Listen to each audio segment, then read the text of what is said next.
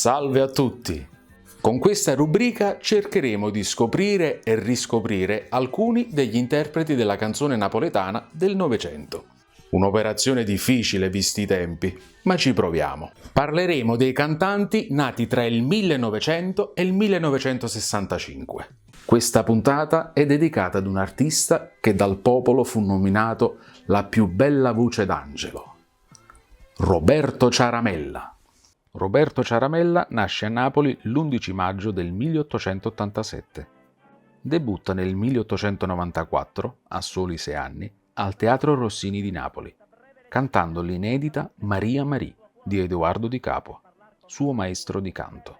Conquista il pubblico partecipando alla Cantata dei Pastori nel ruolo dell'Arcangelo Gabriele. Proprio giocando sul nome di quest'ultimo, è soprannominato la più bella voce d'angelo. Nel 1903, a 16 anni, si arruola nella Marina Militare. Nel 1913 torna sul palcoscenico, dedicandosi ai primi tentativi di sceneggiata con Mimì Maggio e Silvia Coruzzolo.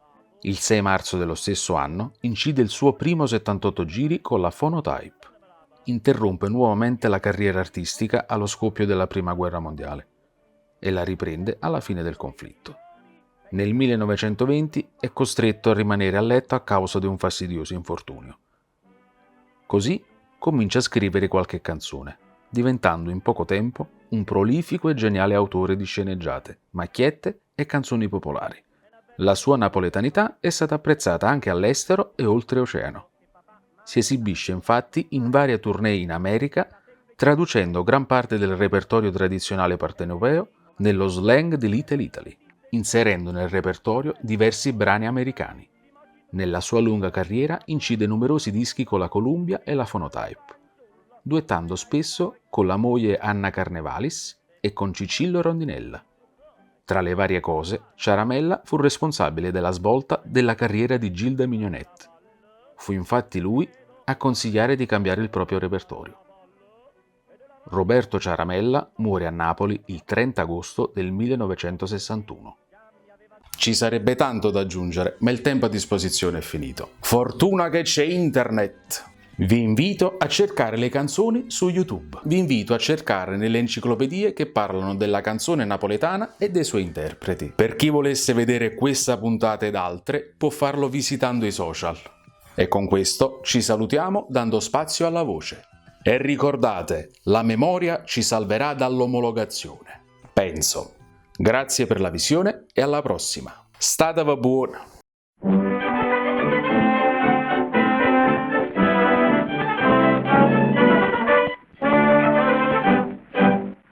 Mia adorata Margherita, questa breve letterina certamente la ferita del tuo cuore riaprirà. E il parlar con papà tuo, con fratello e con mamma, io capì che ogni trattava e dicette là per là.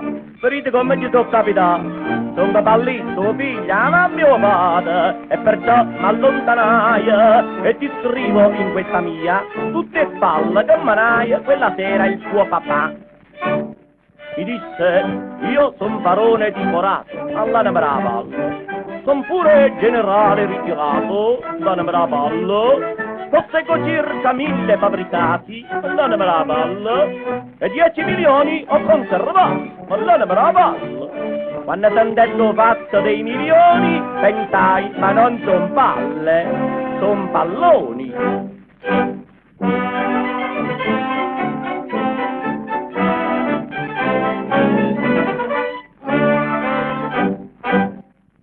Già fa, è una versione che hai tengo per i pallini. E pigliando informazione, ho saputo che papà mai è stato titolato, mai ha tenuto proprietà, che da semplice sergente si facesse riformare.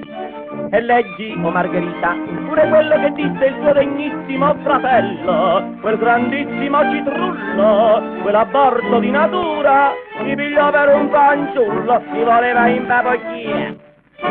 Mi disse, io sono giudice istruttore, ma l'anima palla, come l'annunzio son pure scrittore, l'anima palla, Ponte Pinedo ho fatto l'aviatore, l'anima palla, e della radio io sono l'inventore, l'anima palla. In 2 minuti già mi aveva detto 2 palle, un palloncino e un pallonetto.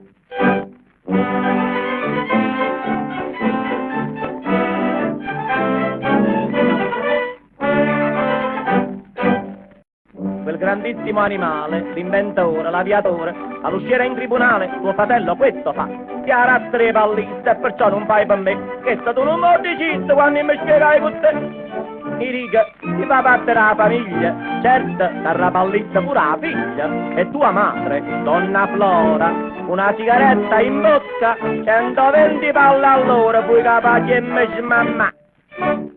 E sulla tocchetta Flora Saponnetti, l'anima era bella, autrice di romanzi, di sonetti, ma l'anima era palla, e nel celeste impero sono letti, con l'anima era palla, perciò mi invidia la con gli elminetti, l'anima era palla, perciò con tutte queste palle in giro, mia cara Margherita, io mi ritiro.